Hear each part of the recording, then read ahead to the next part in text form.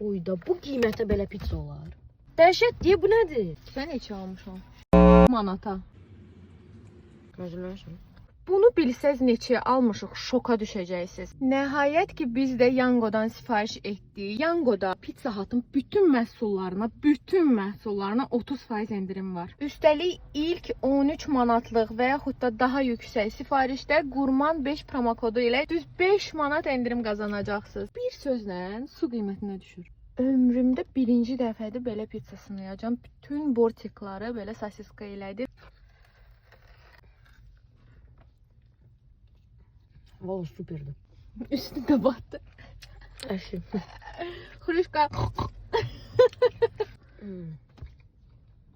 Allah, məni arzu elə. Doğrudan çox tatlı. Bu videonu da yaddaşa verin ki, sərfəli kampaniyalardan siz də yararlanasınız. 10 üzərindən neçə bal? 10+. Səs dilə mən yeməyimi yiyəm.